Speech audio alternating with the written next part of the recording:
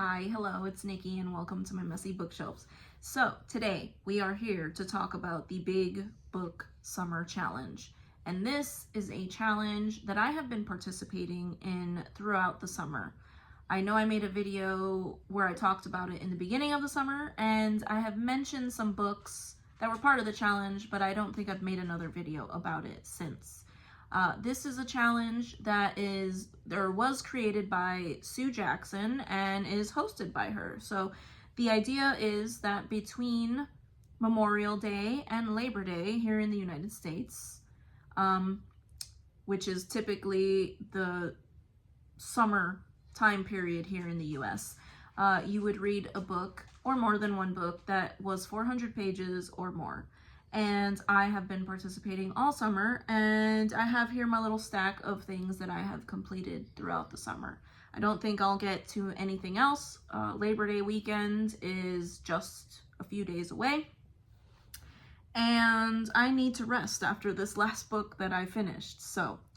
But I will share the books that I read for the Big Book Summer Challenge. And the first one that I read was The Daughter of the Moon Goddess by Sue Lynn Tan, and this one I have talked about before. I read it.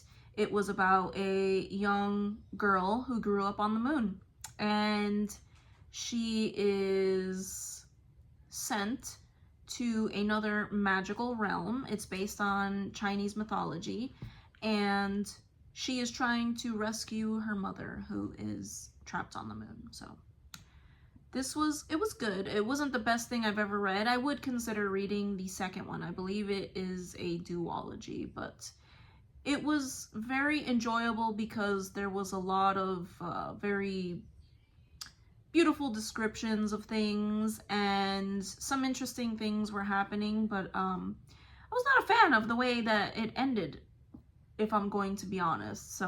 But I really liked it.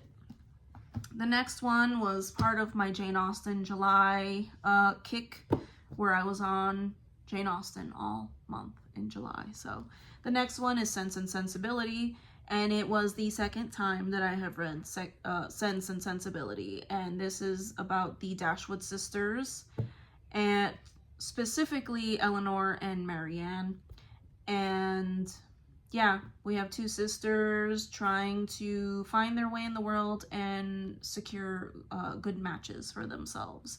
They have been removed from their family home after their father's death, and yeah, are trying to secure good matches, and some things happen that are not pleasant, and they and my dog is growling. I apologize if you can hear that. But yeah, a Regency romance by Jane Austen herself. So I really enjoyed it. The next one was Mansfield Park, another Jane Austen, and this one is about Fanny Price, who is a poor relation of a very well-to-do sort of aristocrat. I wouldn't say aristocratic, but a very well-to-do genteel family, and she is sent to live with them, and again, some not so nice things happen, and another Regency romance. This is my least favorite of the Jane Austen novels, but it is still a wonderful novel. So that just tells you how much I love her books, because I love the one that is my least favorite. And the next one was Emma. And this one I'm sure a lot of people are familiar with, because I think it was a mini series or a series, but the Netflix adaptation was very popular, I know, and I still haven't watched it. So, but yes, this focuses on the character of Emma, a beautiful and rich young woman who is very fond of matchmaking and meddling into people's lives, and she learns some things about herself and the people around her, and I really loved this reread of this. So it moved up in my ranking, so that tells you something.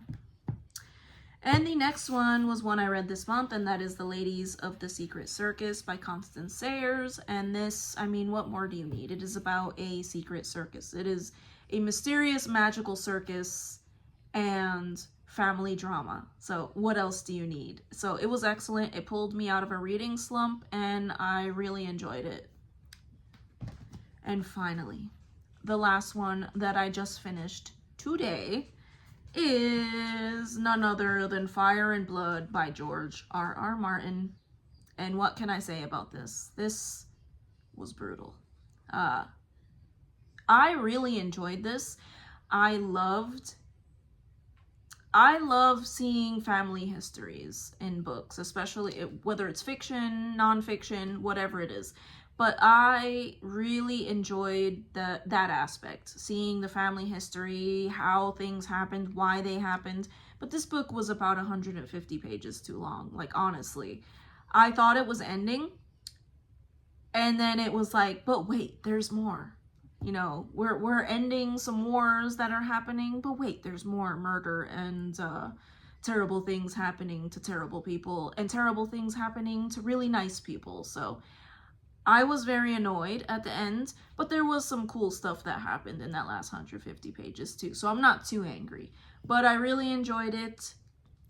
For a very brief and crazy moment, I considered reading Game of Thrones after this, the first book, but I'm not going to. I need something a little lighter, and yeah, I'm not doing it. So this may be the last thing I read this month, but this is my last Big Book Summer Challenge book. So this was a chunker, and it took me a little while to get through. So but I'm happy I finally got through it. I had tried reading it before and got like a quarter of the way through, and this time I got through it. So really enjoyed it. If you like fantasy that's not too clean and tame, it is excellent world building. I will say that. It's just that sometimes when I'm reading these books, I am like, how does he think of these things? Like, I can't eat, and I don't want to even imagine what's happening to these people. So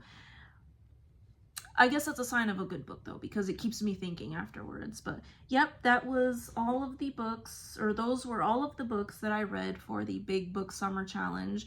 I really enjoyed it. I didn't realize I had read so many chunkers, and I'm very happy. So I thank you so much if you've made it to the end of this video. I would be very happy to hear if you have participated in this challenge and if you have read any chunkers like me.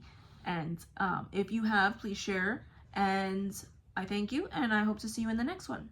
Bye.